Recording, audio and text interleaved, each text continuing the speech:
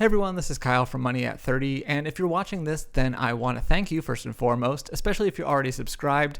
Recently, this channel reached over 10,000 subscribers, which is a huge milestone that I honestly never really expected to hit. Being a channel that mostly revolves around reviews means viewers typically come to Money at 30 for a specific one-time reason, so I truly appreciate those of you who stick around and discover new apps and tools right along with me. With that in mind, to mark this milestone, I thought I'd discuss what exactly goes into creating my reviews and how I approach my videos about them. The first step in crafting one of my app and tool reviews is to, of course, discover new apps and tools that I think are worth taking a look at. When I first started this channel, I obviously had a few ideas in mind for services I used and wanted to review. However, at a certain point, I needed to go exploring. To my somewhat surprise, it turns out that Instagram has proven to be a pretty good source for discovering new and upcoming apps, with many options now popping up in my feed or between stories. The only downside is that, oftentimes, the product being advertised isn't yet available and just has a waitlist.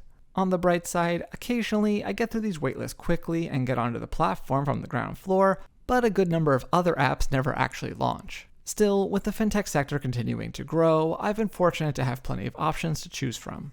Next, once I'm able to download the app, I do my best to spend time exploring the platform and getting experience with as many features as possible, all while taking plenty of screenshots along the way.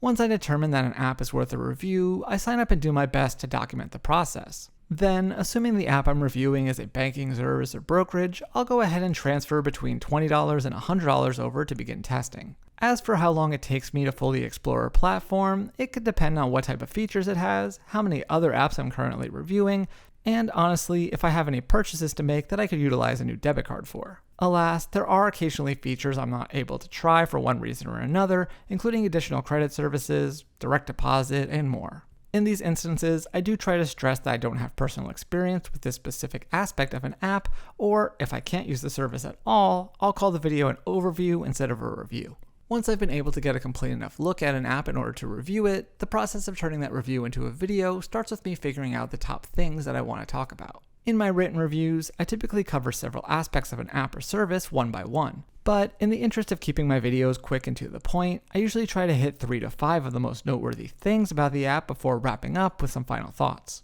As I'm sure you can imagine, the process of choosing these select items can sometimes be a challenge. Then again, that's why I'm always sure to plug my full written review in the description box down below for those seeking more. As for actually putting the video together, this is where those screenshots and screen grabs come in handy, along with some online resources I return to again and again.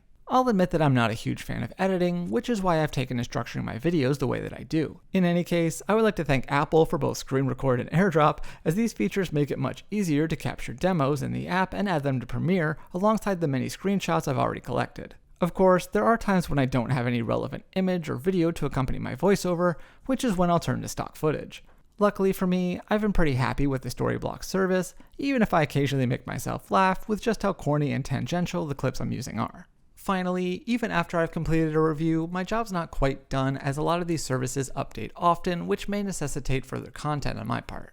Since a lot of the apps I'm reviewing are new and they do evolve, it's common for there to be some major changes along the way. This is a big reason why I leave the vast majority of my accounts open even after reviewing a service, with my list of banking accounts growing a bit ridiculous as a result. Unfortunately, one of the biggest downsides of YouTube in terms of reviews is that there's not a good way to update videos. While I can add pinned comments and edit the description box, that's really about it. Thus, from time to time, I will go ahead and make sequel reviews of sorts and do my best to link the original video to the new one. With that in mind, don't be surprised if you see some updated reviews coming to the channel in the months ahead. Hopefully you enjoyed this look at how I create my videos, but for more, I wrote a similar post on moneyatt30.com, which I'll link to in the description box down below. Also, if you like this video, please hit the thumbs up button, leave a comment, and be sure to subscribe because we have new videos every week. So thanks again for watching, thank you so much for helping me hit 10,000 subs, and I will see you next time here on Money at 30.